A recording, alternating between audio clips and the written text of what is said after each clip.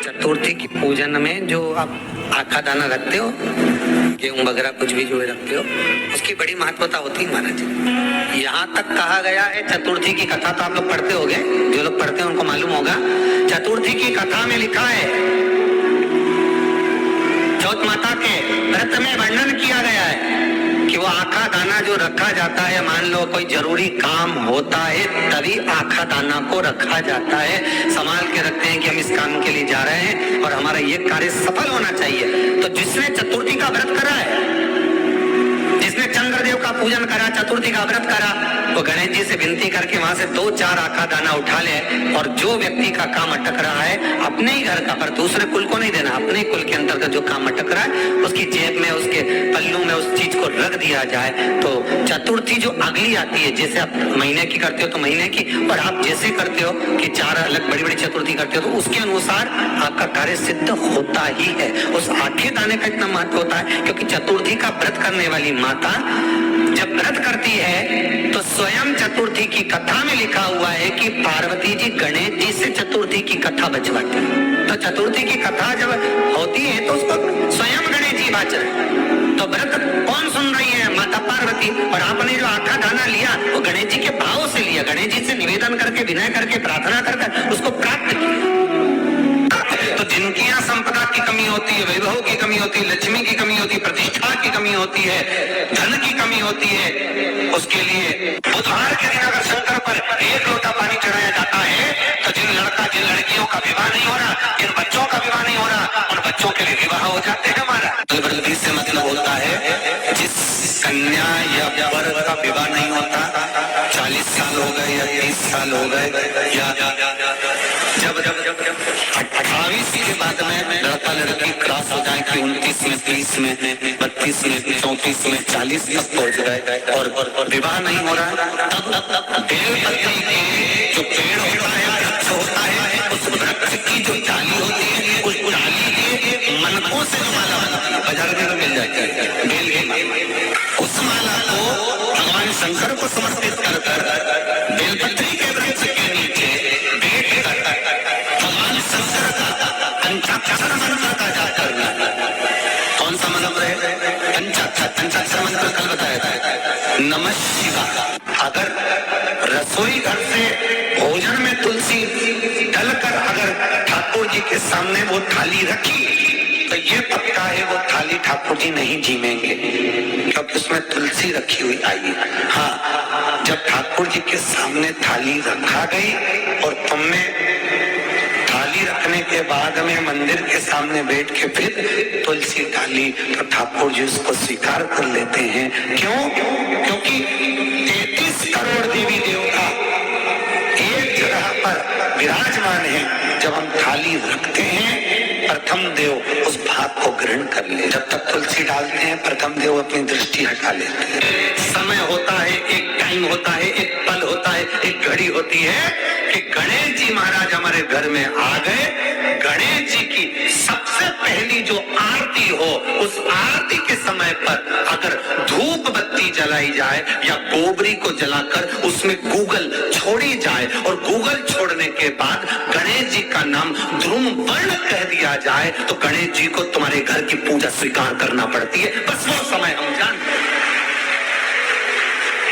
हम तो बस उतना जानते हैं कि शिव महापुराण में लिखा और मुद्गल पुराण में लिखा, गणेश पुराण में लिखा, गणेश जी का एक नाम होता है ध्रुम वर्ण।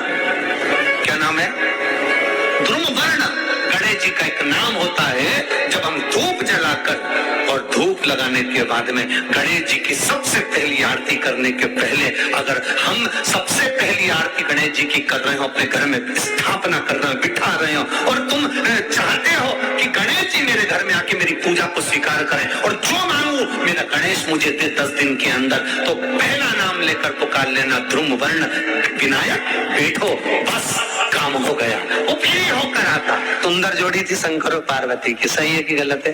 कभी नहीं झगड़ते थे। इसलिए पृथ्वी पर ना तो लक्ष्मी जी के व्रत हैं, ना ब्रह्मणी के व्रत है, ना इंद्राणी के व्रत है। अगर पूरी पृथ्वी पर सबसे ज्यादा व्रत किसके हैं? माता पार्वती। तीज का व्रत किसका? पार्वती का। चतुर्थी का व्रत किसका? पार्वती का। चौथ का व्रत किसका? पार्वती का। छठ का व्रत किसका? पार्वती का। जितने व्रत है सब माता पार्वती। गणेश जी मैया को प्रसन्न करने के लिए अष्ट रूप में धारण करते हैं। 8 रूप भगवान गणेश जी ने धारण किए।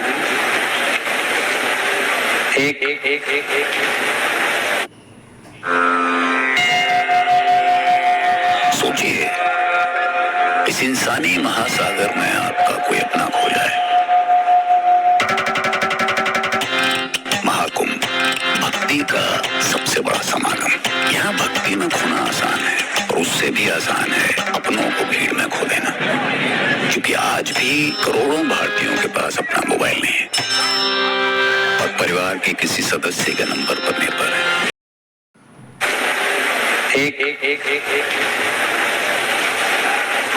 मयूरेश्वर गणेश, दूसरा सिद्धि विनायक, तीसरा बल्लालेश्वर, फिर भरत विनायक, फिर चिंतामणि, फिर गिरजात्मज, फिर भगवान गणेश विघ्नेश्वर अष्ट विनायक, फिर महागणपति। ऐसे गणेश जी के अष्ट नाम हुए। उस समय तिजोरी के अंदर जो गणेश की प्रतिमा रखी जाती है किस नाम से रखी जाती है? तो तिजोरी में हम जो गणेश की प्रतिमा रखते हैं वो वरद विनायक के नाम से रखते हैं। कौन सा गणेश? वरद विनायक के नाम से तिजोरी में गणेश रखते हैं। और वरद विनायक के नाम से गणेश जी तिजोरी में रखाते हैं।